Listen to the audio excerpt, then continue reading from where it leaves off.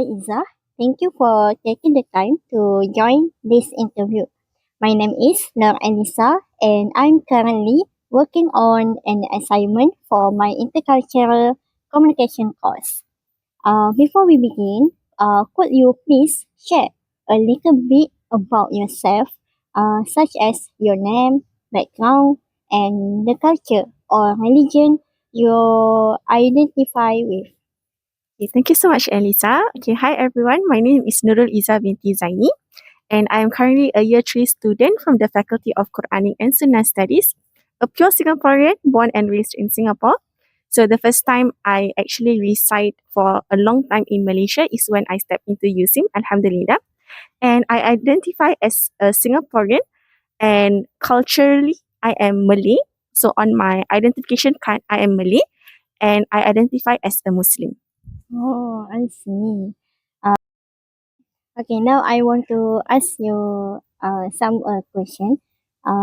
First, how do people in Singapore culture usually bring a conversation when meeting someone for the first time?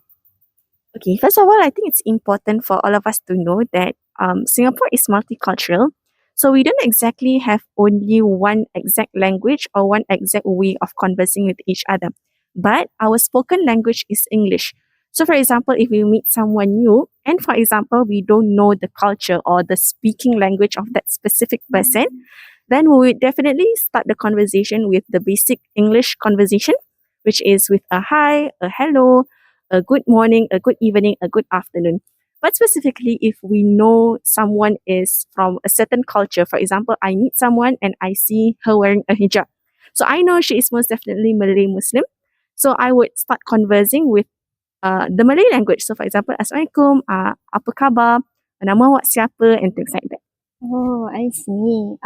The second question, beyond words, how do people in your culture use body language and facial expression to communicate meaning? Like I said before, Singapore is a mixture of a lot of cultures, so we don't exactly have this one significant culture or one significant body language that we would usually practice. So, because of that mixture, because of that diversity, we tend to just follow the universal way of expression, the universal way of body language.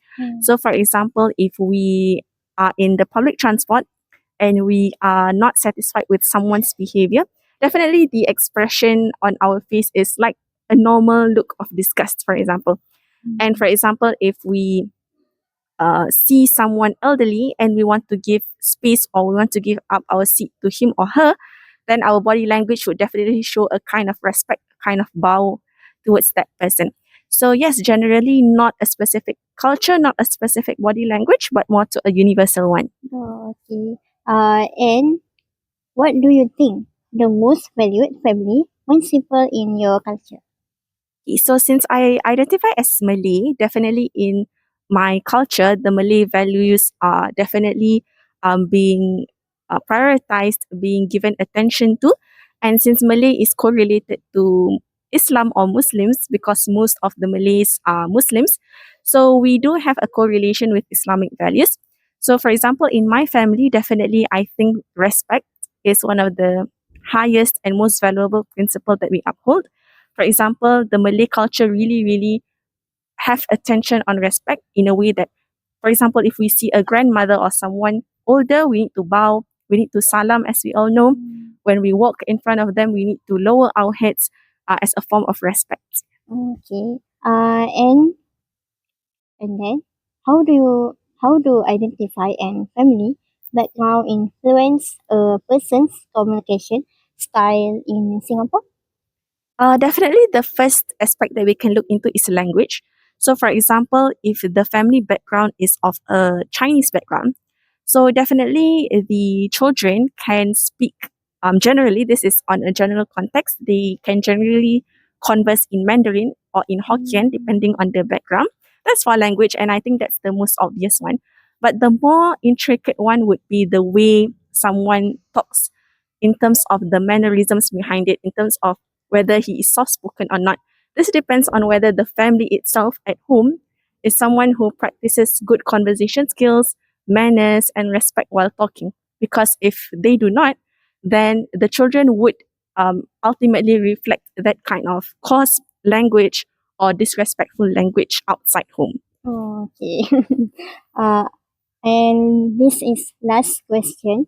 In your opinion, what is the most effective way to build and maintain positive relationship among people from different cultures? Okay, I feel like the only way for different cultures to actually integrate into one kind of nation without looking at the differences of cultures is by having national festivities. So these kind of national festivities are the only celebrations that would unite and combine all cultures without looking at someone's background. For example, Hari Raya is definitely for Muslims or Malay. Chinese New Year is definitely for Chinese. But we need a specific celebration or occasion that would unite all. So the most close example would be National Day, or we call Hari Kemerdekaan for Malaysia. So in National Day celebrations, definitely we don't look at, okay, only Malays can celebrate National Day or only Chinese can celebrate National Day. Since it's called National Day, then definitely the whole nation has the right to celebrate together. And other than that, looking at the daily aspect of things or routines, then definitely in public areas such as the hawker centers, the public transports, libraries, shopping malls, we integrate and we mix around with each other. There's no such thing as only Malays can go here or only Chinese can go here. We work together, we eat together, we study together. Yeah. Oh, I'm so interesting for hear your culture in Singapore. Okay, thank you, Iza, for sharing your love about communication and culture in Singapore. From your answers, we can see that Singaporeans value respect, harmony, and understanding in both verbal and non-verbal communication.